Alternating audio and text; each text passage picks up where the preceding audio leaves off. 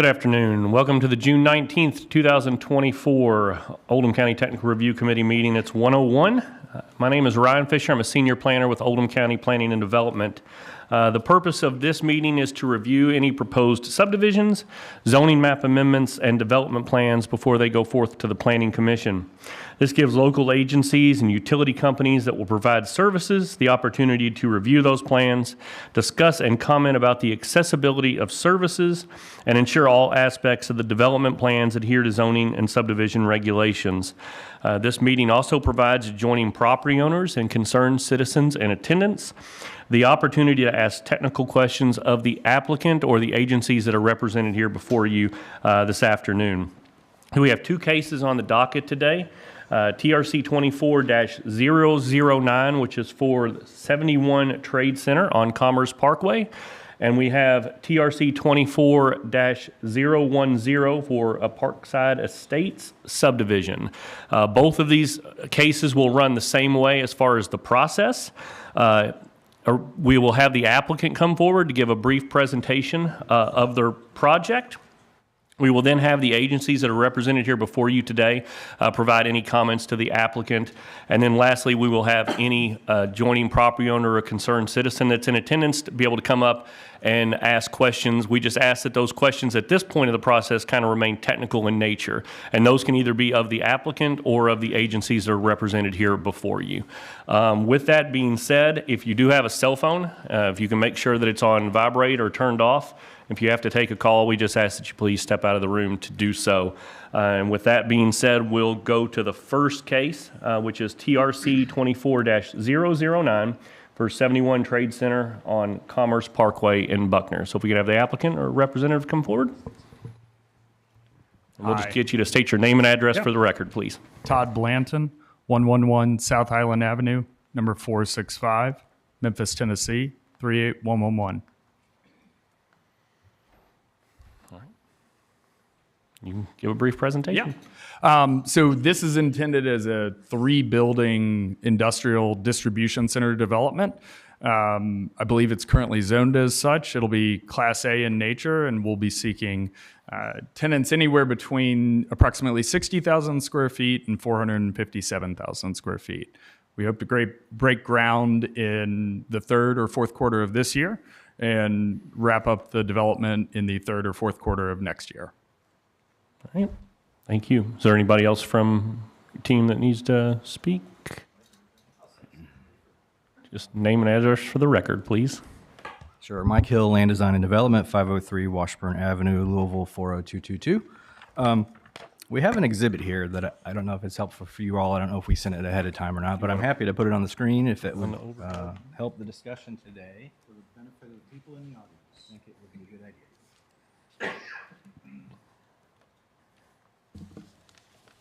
And as Todd, summarized, it's basically a industrial project on both sides of the newly built Commerce Parkway. Larger building on the southern side, two smaller buildings on the northern side. You can see where Commerce dissects the site into basically two parcels. Actually, three. There will be two parcels on the northern portion as well. We're showing access to commerce. We're showing our proposed detention system, conceptual landscaping, parking to be compliant with the zoning ordinance.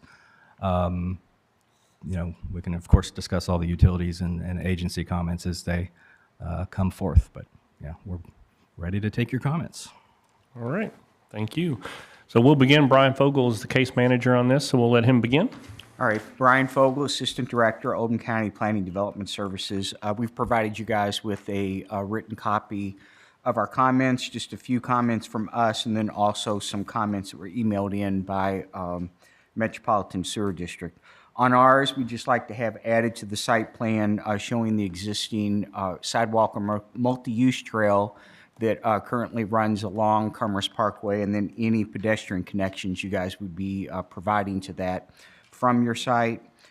Because this is in the IPD zoning district, it's our only zoning district that has aesthetic standards in terms of the appearance of the facade of the buildings. So with your site plan application that you submit to the Planning Commission. If you can provide us with those details, that would be appreciated. And then the other one would be just more details on the landscaping and lighting with any site plan review application you guys would submit. In terms of the comments for Metropolitan Sewer District, they're saying that the DFC application that had previously been on this site has expired and would need to be renewed or an additional application submitted and approved. And that concludes my comments. Thank you. Mr. Selman. Jim Silliman, County Engineer. Some of these comments are going to be maybe redundant to land design and development because we've had several discussions as the plan's been progressing, but for the sake of the meeting today, we understand that some impact or construction will be occurring near or along jurisdictional or mapped wetland and or blue line streams, so appropriate permitting from the Division of Water and the Army Corps of Engineers will be required. We have been in discussion with LD&D about a staged plan submittal, and we're open or allowing review of mass grading plans while you are waiting for permitting from those agencies. So we'll continue coordinating on that with you. Of course, because there's well over an acre of land disturbance, you'll be required to get your Kentucky Division of Water KYR10 permit and Oldham County Stormwater Quality Management and Erosion Control Plan and permit approval. LD&D, you're very well aware of, I think, the requirements of that with a 100-year storm event designed for the detention, stormwater detention, in addition for any discharge to the state right-of-way. 25-year event is also to be analyzed for them. We've observed that there's an existing basin for the adjacent Tri-County Ford facility that was designed on this parcel. We can't find evidence of the easement that was shown on the construction plans for that, but it's off-site and on your property. So it's a unique situation because we need to kind of capture any stormwater agreement with Tri-County Ford. So as we develop or move forward with this plan, I'd like to coordinate with Tri-County also to see what we can do to get an easement around that basin as it was shown on the original construction drawings. Any other detention for your site, of course, will require drainage easement to be recorded before we release the erosion control surety. The entrance should be designed in accordance typically with KYTC standards for a site of this nature. You can't really tell from the detail on this preliminary drawing, but all traffic areas should have curb around them. You may intend that already. We just can't see it on this detail. So the parking lot should be curbed to help capture stormwater. And then with regard to traffic, based on just the ITE manual, the Institute of Transportation Engineers trip generation numbers, we did calculate around 150 peak hour trips to be generated by a warehouse of this size. We also reached out to your traffic engineer who provided a more site-specific traffic count based on the actual use of the site.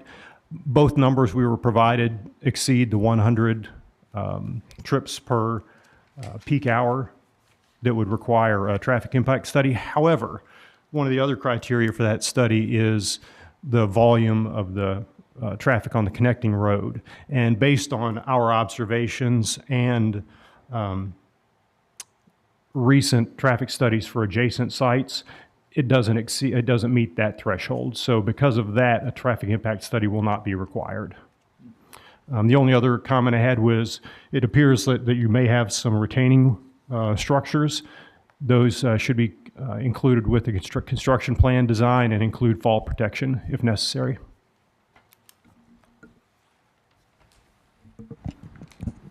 I mean, I told our GIS and addressing, we have more than enough numbers to go around, but if they, if it's tenant specific, we can just address that at that time. So I don't see any problems with this. Keith Smith, LaGrange Fire and Rescue Department. No real questions other than on the track 3. Is this building proposed to be, is this all clear span inside, or is this something that possibly there's a lot of, it's subdivided and leased out? Track 3 being the largest building, correct? Yes. Most likely, actually, under any circumstances, that will either be 1 or 2 tenants. It will not be broken up into 6 or 8 or anything along those lines. I noticed there's about 13,000 square foot of office area in there, so that's why I asked. Yeah, very good question and reasonable. It's shown just to max it out, and it's as much as anything to plan plumbing and things along those lines underground. So, Okay, great, thank you. Keith, I got a question for you. Yes, And sir. I'm not sure I'm going to have the right language, but with the Baptist Pharmacy, we requested and they put in repeaters for communication inside the building. Yes. Will this need the same? I would venture to say it's going to be very similar, Jim. We have communication problems on our radios. We're 800 megahertz, and with the vast amount of steel, and I mean, we hardly can even get out broadcast outside of Kroger's. So yes, that I'm thankful that you brought that up. Yeah, have the installation of some sort of repeater. And I'm not an electronics guy. All I know is when I grab the mic and push the button, it's supposed to work. So whatever it takes for that. Pretty good sized building, it looks like. So. Correct. And Mr. Blanton, are you familiar with Yes, what sir. request Yes, sir. is? And do Very. you normally do that? we do. We Okay. do. It's a design build program with whatever sprinkler contractor, fire suppression contractor we engage at that time, whether it's directly from us or through our general contractor. And a repeater is a very normal kind of course of business for a building this large. So, yeah. Great, great. One last question, just curiosity. Tilt-up concrete construction? It's going to be very similar. It's going to be precast, so the panels are actually poured elsewhere inside of another warehouse that's similar, and then trucked on site and tilted at that point. So you can pour on site or you can do precast. And because of the weather and the time of year we're going to do it, it's going to be precast. So, Great. yeah. Thank you very much, Thank you. Todd.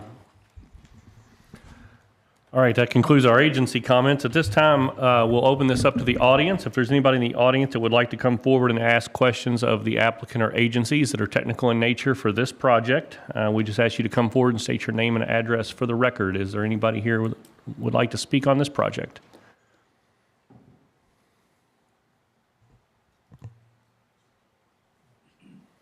Christopher Betherts, 2010 Northfield Drive, Louisville, Kentucky. I'm actually not located obviously in LaGrange or in Buckner, but I'm representing the company backs up to the property and the owners as well. So we're just kind of curious of the communication, especially with the utilities going in and within that construction of how that will take place, since we are manufacturing and we support a couple of the large companies in the area. And if we have downtime, it affects us in a lot of different ways. I just want to make sure of how that communication will occur. Because I know, like, even when there's a water main break, we have to shut down, and that affects our manufacturing. So anything electrical, you name it, would like some communication, how that would go, how we would do that. Well, Russ Rose from the Oldham County Water District isn't here to answer things like water main breaks or whatever, but I know they usually put out some kind of notice, especially because it relates to boil water advisories if there's an actual break or potential. It's a great question. We don't usually get asked that. What I'd like to find out is any, Yeah. maybe even, you mentioned about start and finish time. Anything that you could say about connection to utilities, or maybe just a direct connection? I don't know who your site manager, project manager might be during construction. If you can just exchange that information, that's going to be the best thing, because you'll know if something happens. Yeah, and typically there's not major breaks in anything, so timeline breaks, I should say.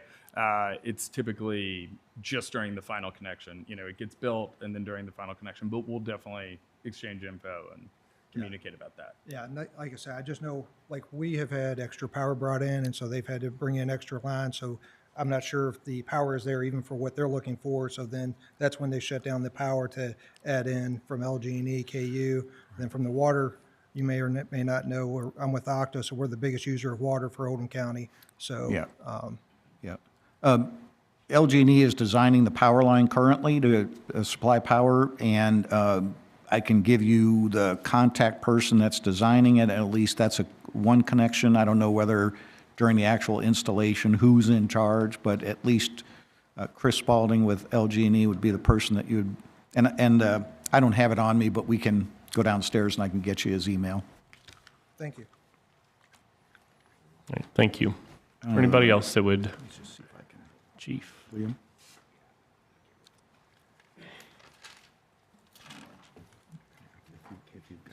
Chief Jim Sitzler, of the LaGrange Fire and Rescue Department. The only question I have is, for the applicant, is what kind of water flow is going to be required for these warehouses because they're so big. The biggest warehouse basically is almost 1,000 foot long. And now, obviously, we're going to, Major Smith and myself is going to pick out the hydrant locations and things of that nature, but we're talking about laying a lot of hose. And these buildings are so big, I'm just curious if the applicant has an idea of what kind of water flow they need for these warehouses, especially the big one. The short answer is we're building it to spec. So we're building it in a generic manner almost. And then if a tenant needs more than what we'll build, we will add that to it. I can't talk in terms of GPMs just yet because candidly it hasn't been designed and I don't know, but it'll be an ESFR system, early suppression, fast response. So we should be well within any type of class 4 plastics or anything along those lines, just depending how those are stored. And I can follow up with more detail on what the actual gallons per minute would be. Okay. The main reason is, you all probably saw this last year, there was a warehouse, I think it was Walmart, outside Indianapolis. They caught on fire, and that sucker burned to the ground. And they had all kinds of aerial devices and everything trying to put this out, and basically it just burned up. So a lot of it depends on what's stored in these things, but I'm just curious because a warehouse of this size, anything could be stored in there. And I just want to make sure that we have sufficient water that we can put this thing out if it does catch on fire. Thank you, Chief. Anybody else care to speak on this project? All right, seeing none, we will conclude that one and we will move to our next case, which is TRC 24-010 for the Parkside Estates subdivision. We will have the applicant come forward and give a presentation of their project. Sir, just hang on a second. We'll give you an email for LG&E. Sorry.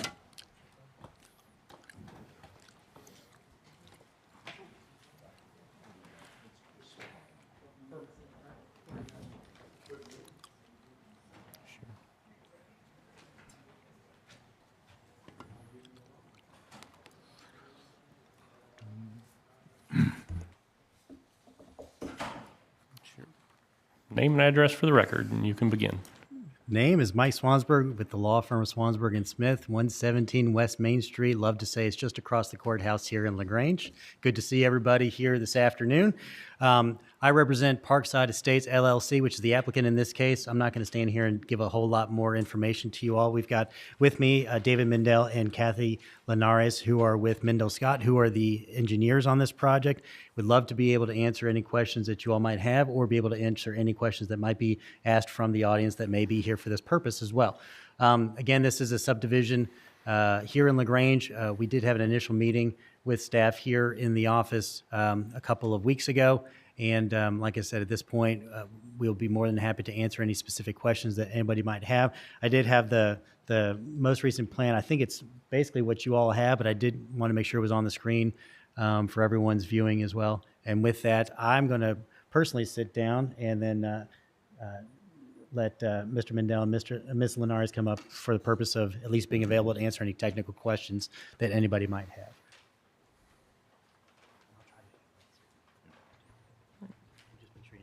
David Mendel, 5151 Jefferson Boulevard, Louisville, Kentucky, 40229.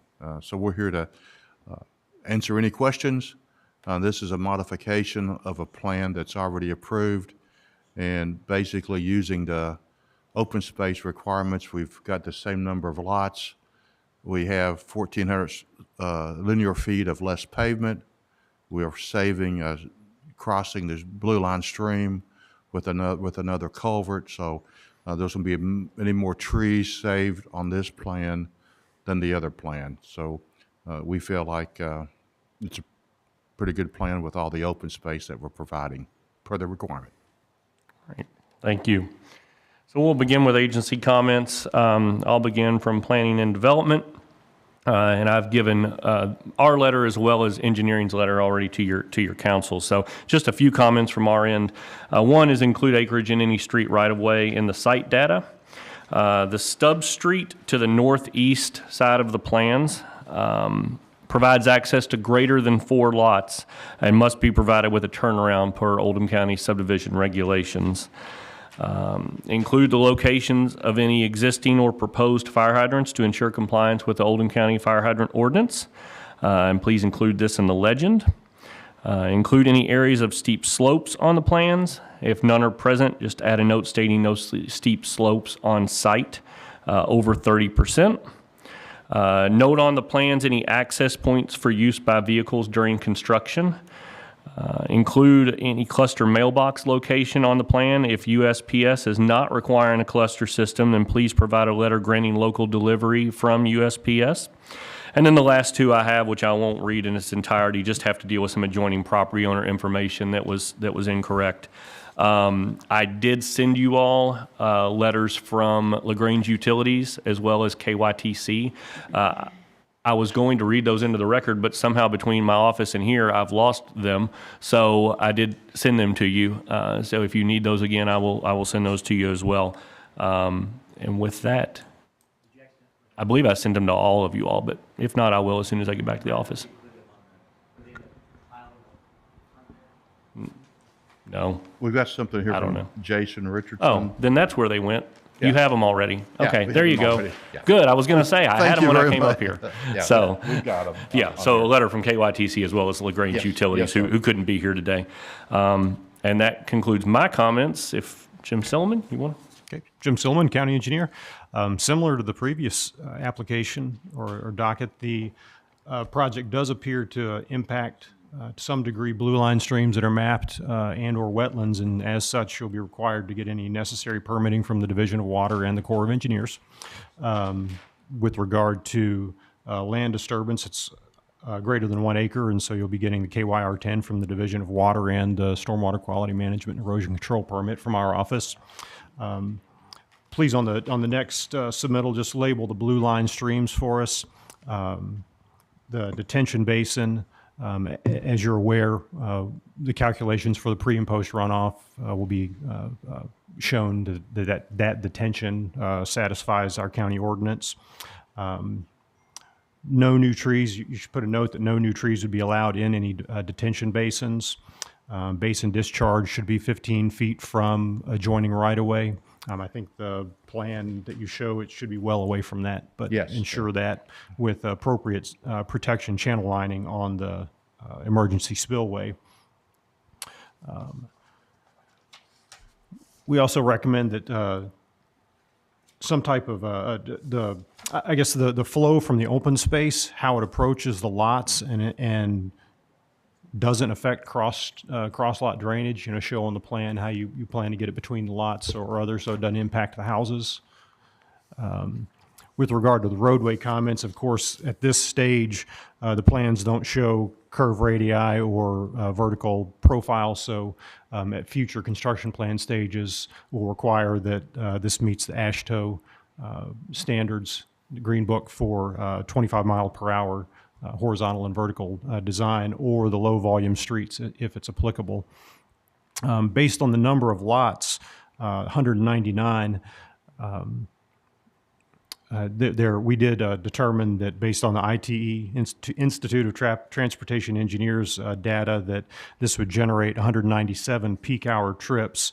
That combined with the existing traffic on Jericho Road would require a traffic impact study.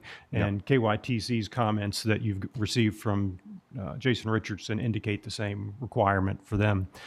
With regard to the entrance, we discussed this at our pre-application meeting, in that we recognize that eliminating a second entrance does reduce impacts to streams. However, in accordance with subdivision regulations, which state that if the site generates 2,000 or greater AADT, the daily traffic, that a second entrance is required, based on, if we're saying we've got 197 PM peak trips generated, assuming that's 10% of the daily, we're right at that threshold of 2,000. So we discussed that in lieu of the second entrance, that your traffic study should include right turn for the eastbound traffic and left turn for westbound traffic on Jericho Road. Okay. I know our client has expressed some concern about that as far as submitting the TIS to the State Highway Department. And if they require those improvements, we don't have a problem making those improvements. But Diane Zimmerman is our traffic engineer, and she would have been here today, but her mother passed away over the weekend. So the visitation is today and the funeral tomorrow. So she's not here, but we will get with her first thing Monday. And we would like to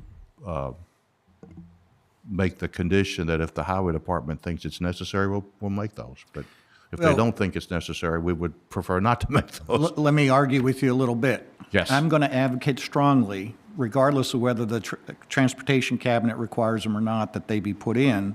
The conditions of growth in this area are getting bigger and bigger, and we've talked about this in the pre-app. We did. And you had stated during that pre-app that you were going to examine the difference between the cost of two entrances where you had to put in a culvert and a creek crossing versus the cost of putting in turn lanes. Correct. And I'm going to hold you to it. Okay, I And I'm going to understand. hold the applicants to it, and I'm going to state it loud and clear that I think that, and I've talked to the mayor about it, that turn lanes in both directions, because of the volume of traffic on Jericho Road growing, is, highly recommended. I understand. I just wanted that in the record of this meeting. Yes, I understand. Yep.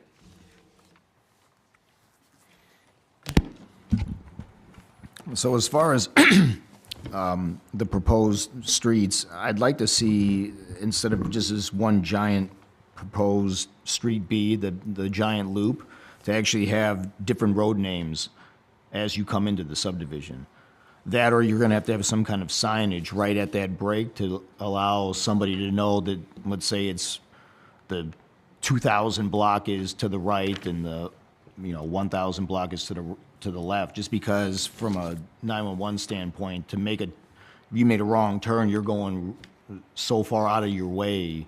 Yeah. So I'd like to, it'd be better to have a separate road name. Yeah, and we can work with you on that. We don't have a problem Yeah. with that. I don't see why that would And be a problem. then, just so you know, like all the open space lots will have addresses, Yes. whether you use them or not. They won't just be placeholders, but if there's ever like a gazebo or anything else in there, the signage will have its own addresses as well for all the meters and things for, And it's easy, once it has an address on the open space, at least if something needs to be done, there's a number on it. And yeah. It's clear. And then we'll address this little stub street as well as a separate road name as well. Yes. But other than that, and the lot 146, that existing home of 1909 Jericho, that'll actually have its address changed to whatever this road Okay. will be named. Since that building it says it's supposed to remain. Okay. Other than that, I don't have any problems. Yeah. I've only got one thing. Ryan mentioned about the stub street to the adjoining property owner, and Jim, I don't know if you addressed it. I might have missed it if you said something about it, but we talked about doing potentially a modified hammerhead or something that would fit in that space. Well, Ryan mentioned that there needs to be a temporary turnaround, and that could be whatever fits, whether it's a cul-de-sac, a modified, or a standard hammerhead. So, And Ryan.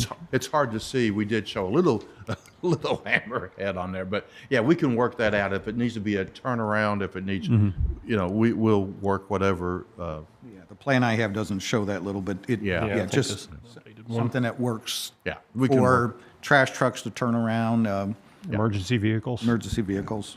Yeah, I mean, We'll do whatever's- it's a short little stub, yeah. but, UPS trucks, things like that, that'll always come down that road to be able to just Be able to turn get around. back out without even somebody's driveway. Correct. Keith Smith, LaGrange Fire and Rescue Department. I don't have any comments. You already talked or mentioned about the fire hydrant placements, and myself and the chief will work with you on that. We can get with you on that. Yes, sir. Yes, sir. That's it.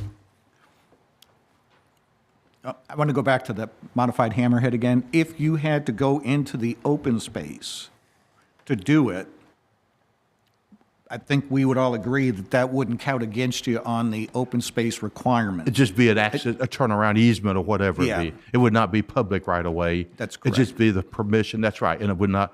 Yeah. 'Cause Yeah, your 50% open space is real close. Yeah. So if you're being cautious about taking up some of that, then I think we can agree that it isn't lots and it is part of open space. Yeah. I mean, this open space subdivision that you guys have available is a good tool to save on trees and to save on erosion and just additional runoff. When you have 1,400 less feet of pavement, that's less runoff that you have to have water quality on. So, it's I commend the Planning Commission for having that flexibility. It is good. I did not get any correspondence from Michael Williams with the school board on capacity standards and how many permits per year. So I don't know if you all have had any correspondence with him, but we'll try to figure out what their numbers are and the serving schools and all that. He's usually here, but Yeah. with it being a holiday, he may not be. With that being said, we'll open it up to the public. If anybody in the audience would like to ask questions that are once again technical in nature of the applicants or the agencies represented, you can come forward, and the lady here in the back can come up first. Just ask you to state your name and address for the record, please. Okay. Give me a minute. Oh, yeah, you're fine.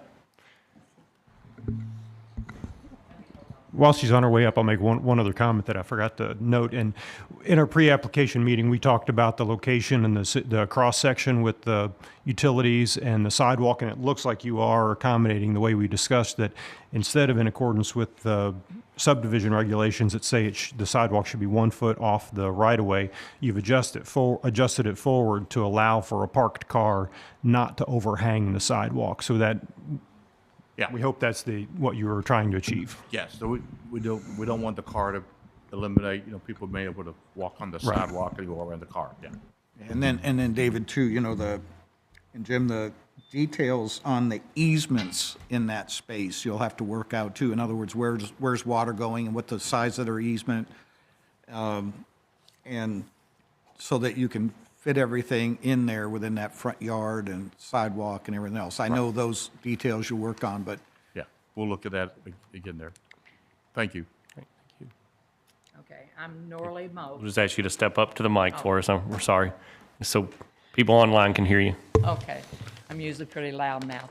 I'm Norley Moak, and I live at 101 Duncan, which is my side yard is Jericho Road. And before, when we was gonna do this, they was gonna put a sidewalk up through there. Is that still gonna happen? we haven't gotten that far, but I think that's what we're going to propose, just so that it would be contiguous with the city sidewalk. Okay, so who's going to put it in, the city or, because I want what's right put in there. Yeah.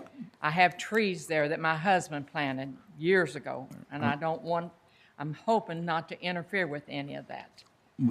They told me before that wouldn't, but I mean, I'm just double checking to make sure that it's not going to. Good question, and yes, we'll have to go through with the construction plans, and then Corey isn't here from the city. He would, Corey's the, Well, yeah, Corey knows. Public I've Works. had real discussions with Corey about it. So I'm gonna say that if Corey says it can't be done, it won't be done. If Corey says it can be done, it will be done. How's that?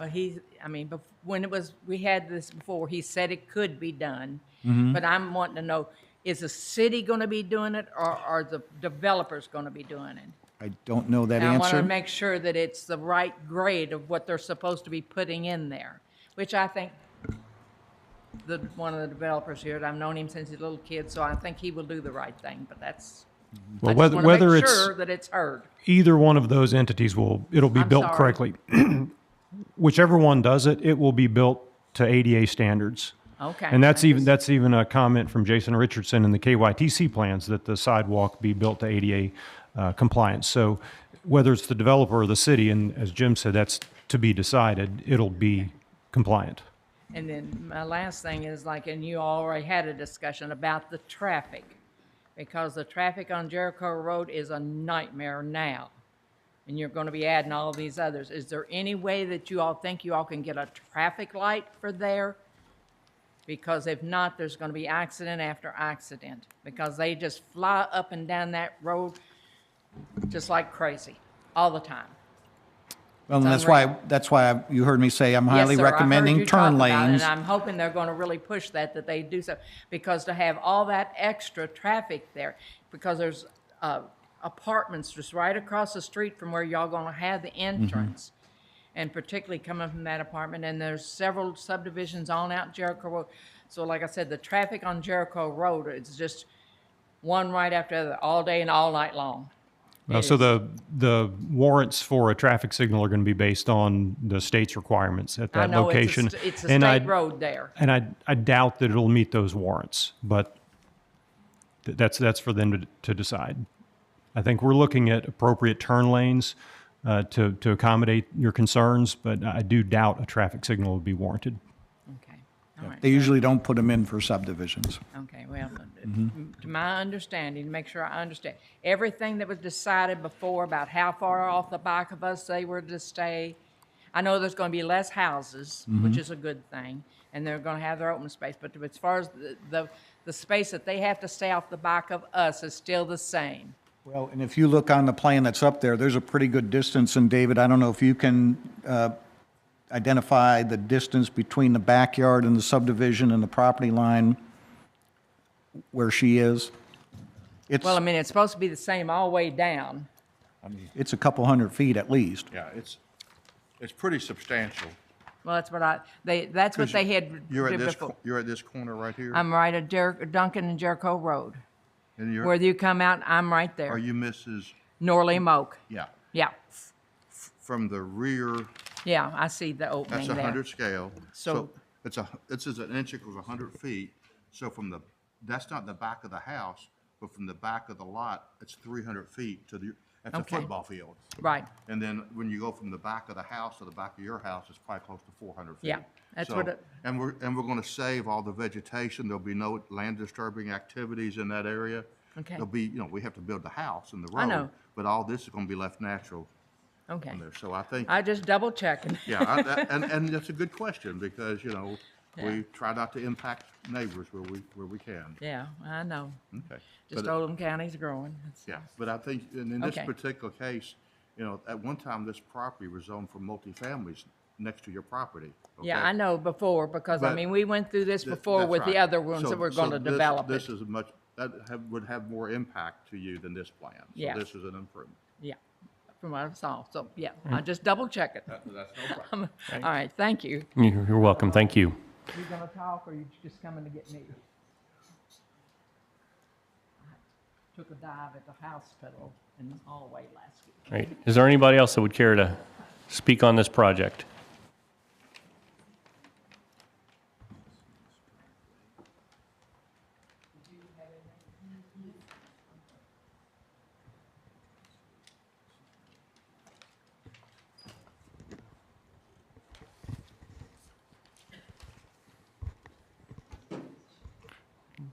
James Lewis, Your address? 2575 Jericho Road, but the property is on 1976 Jericho Road. Thank you. And my problem, I would like to know how close are they gonna build these houses? See, my land runs across the back near 71. Now, how close are they gonna build those houses that, where the spillway, water coming off, run down right into me, because it's a slant.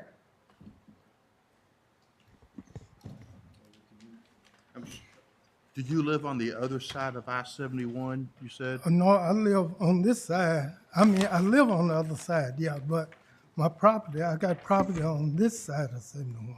Okay.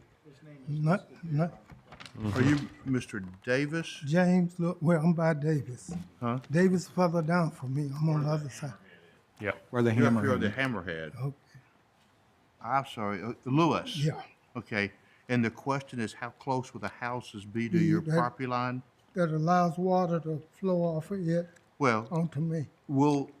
as far as the storm runoff, we'll work with Jim to divert as much water as we can down off of your property. You know, now, right now, you have some natural coming that direction. Yeah, Our goal is not to increase it. Our goal would even be to even decrease it if we could. But still, from the edge of the house to your property line is going to be like 60 feet. So, we could have had a house in here, but we didn't.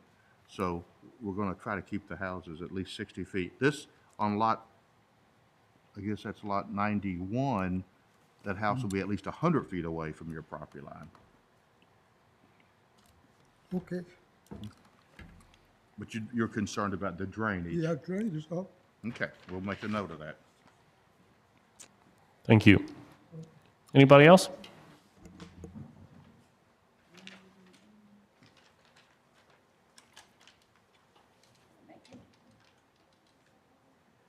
And I'm Darlene Arns. I live at 106 Duncan Avenue. And I called Jay and asked if I could have a bigger paper. I mean, we got this little bitty thing in the mail, and We're sorry. Yes. We just didn't want to have this out but here's the Okay. full scale. Yes, ma'am. All right, because my question is what are these houses, first thing is what are these houses gonna, the siding and all of that, what are they gonna be built with? Is it gonna have brick? Are they gonna be vinyl or what? And are they gonna have basements or? We don't know that. We don't know that. Oh, so we gotta approve all this and we don't know what we're gonna get? That's not gonna be approved. That's not gonna be approved today, but we will be able to address that at the planning zone. Okay, so my question though is, you're approving these houses, but we don't know what they're gonna be made of today? Is that what you're saying? Well, as he stated, today, nothing gets decided today. So this is just a technical review committee where agencies will provide comments. If they apply to go to the planning commission, okay, that is when the actual development would get approved. Okay. Not sure if they would have actual plans of the architectural designs or what those might look like at that point, but that's when the actual development plan itself, the subdivision plan, would either get approved or denied at that planning commission. So that's when we would know the driveway size, the price, it's, at the next meeting. Is that what you're saying? No, yes? Maybe. It depends on how far along they are. Well, that's not, the real answer is, the planning commission doesn't regulate the style of the house. We don't have any architectural standards, so if they present it, it's just additional information. The planning commission won't base their decision on the style of a house, because we don't have any architectural standards.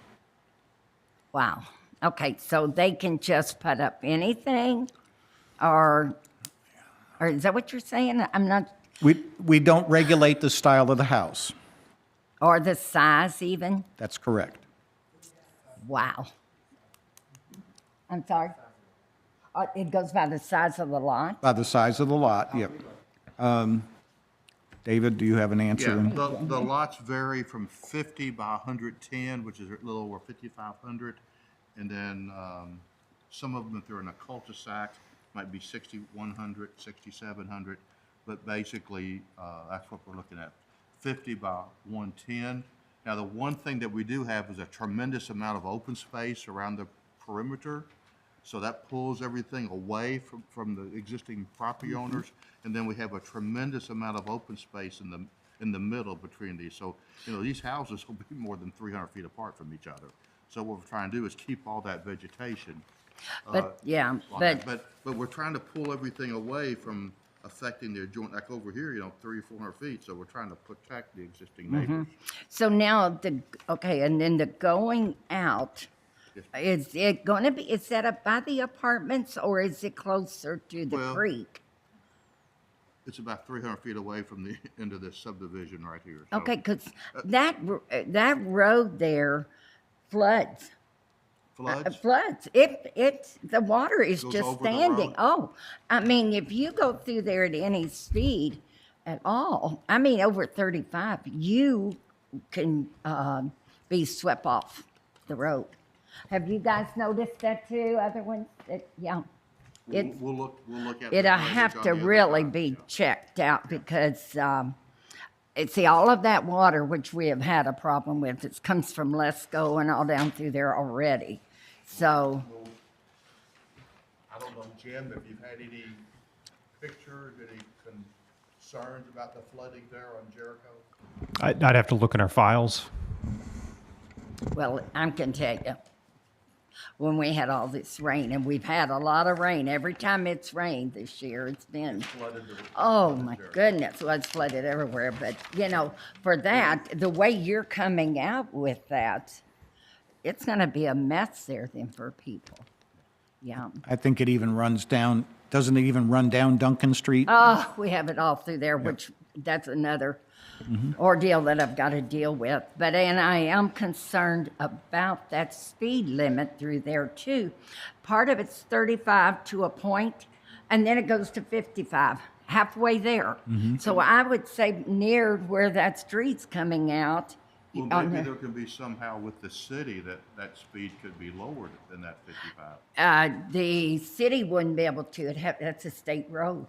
But they could maybe ask the state. Well, the to say, city has it 35 to their point. Right. Then it goes to state, and state said they would have to do it before with it the last time on all this.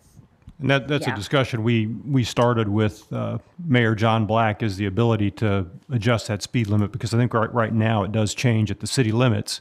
So that's And something we that- can also I look tell at, you, Dave. Well, people don't even obey the 35, but we're really, it's very dangerous out in there, and especially trying to pull out. And that is the way your drive is coming out here. You've got over the hill, you've got traffic flying, and then you have got coming out of Duncan.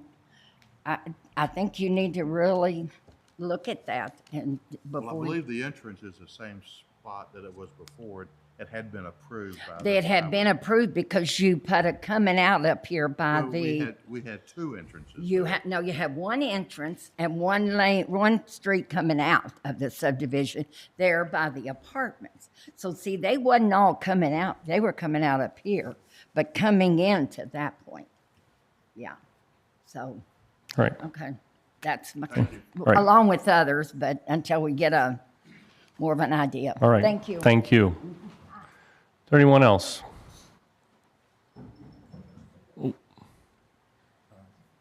Hello, Damon Thomas. I'm 201 Washington Circle, but I'm here with my mother. She's on Jericho, 2102 Jericho, and we also have land that's right adjacent to, that's my uncle there, Uncle James, that's on that back side.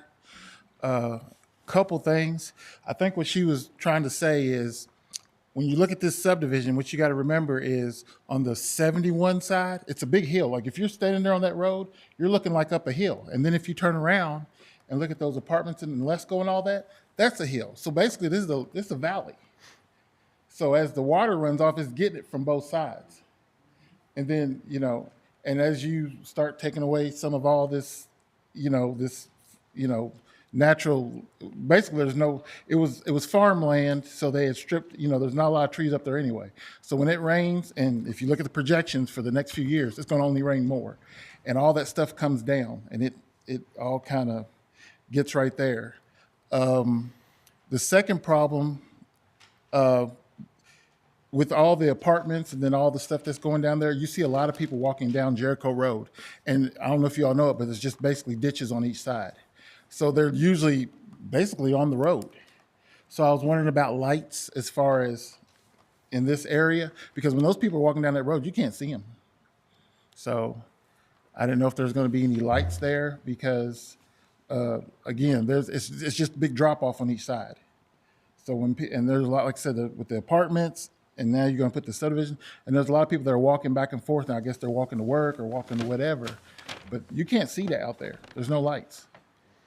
So that's a problem. And then I think that, and then the other concern, same thing with Uncle James is, you've already got 71 back there, and then you're adding this subdivision. That's going to be a lot of runoff. And with those properties being on that back side like that, it looks like you're already planning on letting all the water go there anyway. So, with regard to the stormwater, and I discussed this earlier, our current stormwater ordinance requires that they provide stormwater detention or retention, which they have a preliminary location for that, and it collects, and it's based on certain storm events, a 2, 10, and 100 year, and in this case, potentially also a 25 year, if anything were to go to the state right away. But they'll provide calculations with their construction drawings to my office that show that the basin they design can retain the water or detain the water at those events, at those staged events, to prevent an excess of post-construction runoff compared to the current runoff. So that's how they're accommodating it with the stormwater. 200 year? No, they look at the 2, the 10, and the 100-year storms, and that's the analysis they do. Well, the projections for the next couple of years is probably a couple 100 years. Like it's. Well, I don't know if you've been out. There's times where it's rained every day for weeks on end, and the projection for the rest of the year is more of the same. Well, so in what it is, the 2-year storm is really, there's a 50% chance that storm occurs every year. It could happen multiple times, but statistically there's a 50% opportunity or chance that it happens. Same thing, the 100-year storm we talk about actually means that there's a 1% chance that storm occurs every year. Now, just like rolling dice, there's a 50-50 chance every time, but it could still be, flipping a coin. Dice is different. Flipping a coin, there's a 50-50 chance, but you could always get heads. So it doesn't mean it just happens every 100 years. It means there's a 1% chance that it could happen at any time, but that's what we have to work with from engineering standpoint, and that's what the developer and their engineer are required to satisfy for our ordinance. And that's standard across, I'd say, the nation for these type developments. Okay, all right. Thank you. Thank you.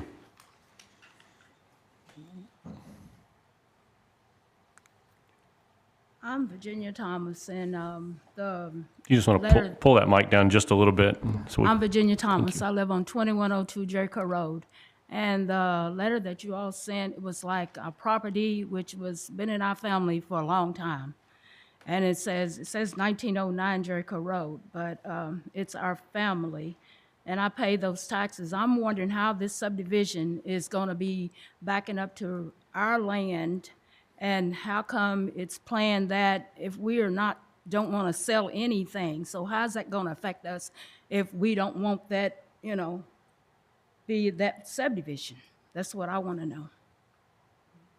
I mean, I live at 2102 Jericho Road, so you've made this big map up here, and it's LZ Ross, and that's my dad.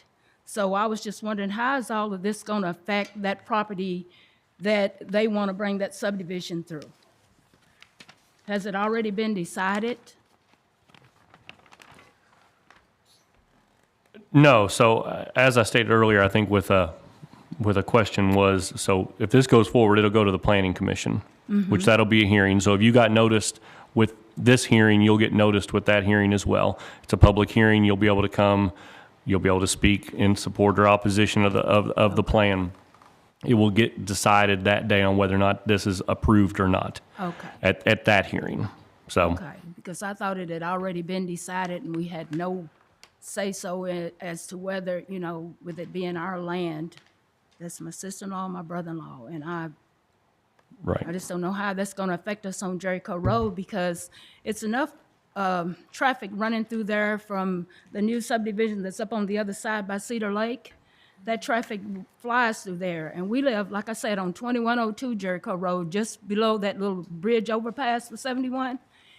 Well, when you getting ready to come out of your property, you can hardly get out there. You have to look 5 or 6 or 7 times, and then sometimes cars are still coming. So it's, you might say 35 up there, but it's 55 on our end. All right. So that's going to affect a whole lot up there. All right. So, all right, thank you. Thank you.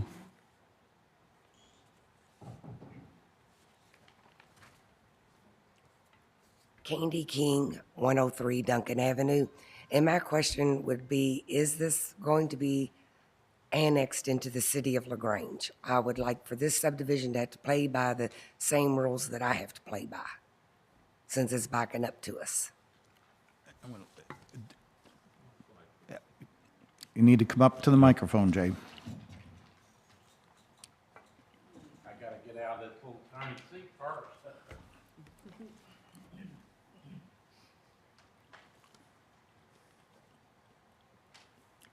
Most likely. I don't have a 100% answer for you, but I would say there's a 95% chance or higher it's going to be annexed into the city limits of LaGrange. What would be the 5% that's stopping it? I guess the city could tell me they don't want it. I doubt that. I doubt that too. So, I mean, I'm trying to be realistic with you, Candy. There is incentives for us to come into the city limits of LaGrange when it involves the city utilities. If we don't come into the city limits of LaGrange, I believe the folks that live in this subdivision will have to pay higher fees to use the city sewers. I mean, you can do it. You don't have to come in to have city utilities, but it's going to be to the advantage of the residents in this development to be in the city limits of LaGrange. So I can't really imagine why we wouldn't do that at some point in the future. And then I guess a follow-up question would be, is if you do come into the city, are you going to be putting sidewalks throughout the subdivision? I don't know the answer to that, but I believe it's yes. I think so. I'm pretty confident. I believe that's a requirement. And then one other thing I would like to make you all aware of is pretty doggone close to where you all have that entrance and exit to the subdivision. On the other side of Jericho Road, there is probably a 20-foot hole where the water from up on the railroad tracks comes down and it collects across there and then comes under the road into your all's property. And there used to be like a retention pond that was just kind of like a sinkhole that was natural that filled in, but now it's all grown up with trees and stuff and you can't even really tell that it's there. Therefore, all the water comes down the creek, and I've seen it. I'm probably a good football field from the creek, and I've seen it come to my garage. I believe Mr. Mendel will have to take that into We'll have to take that into consideration. consideration when we work with Jim and look at all the existing conditions. I just want to make you all aware No, of it. Thank you. But Candy, you know, we're downstream of, we're downstream from Jericho Road, so we shouldn't be taking any additional water to the north side of Jericho Road. It's all stayed on the south side. All the water that comes is going to come on you all. That's Right. And we'll I have to- agree. We'll have to handle that. We'll have Okay. to handle that. Okay. And just to answer your sidewalk question, on the plans, it does note that there'll be 4-foot sidewalk on both sides of all streets within the subdivision, so. And I was going to say that whether it's in the city or not, the subdivision regs are exactly the same. It doesn't matter whether it's annexed into the city or not, and it does require sidewalks. Okay. All right. Thank you. Anyone else? All right, I do have 2 other notes. So the entrance to the apartments on the other side of the street, we'd like to see that noted on the plans on just where that entrance is in relation to your alls. And then also the sidewalks on the plan that will be from the entrance of the subdivision over to Duncan. I'd like to see that noted on there as well. And then with that being said, so if you received notice of today's hearing for TRC, if and when the applicant decides to go forward to the Planning Commission, you will be notified of that hearing as well as an adjoining property owner. So If no one has anything else, we'll call this meeting adjourned till, hold on, we have one more. The map is not right. Can I see your map, please?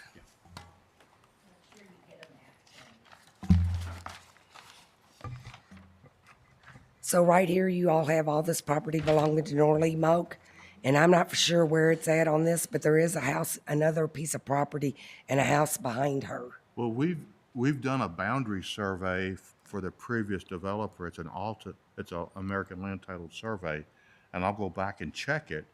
But this is the property line. This is correct on the property line, but there is another house that sits here, that sits in here. Yes. That is not reflected, and I'm taking that person was not notified of this because it's not showing it on the map, and he's going to be the most affected because the entrance to Jericho is going to be the closest to him. We'll let us check that out. I Okay. mean, the purpose of the boundary survey was not to survey other people's property, but that, as But a neighbor. but just we to need we notify need to you, notice that. he Yes. did not Yes, get ma'am. notified of this going on. Okay. Thank you. All right, thank you. Yes. Can you step up to the microphone, please? So I'm David Mendel. We're the engineer and land planner.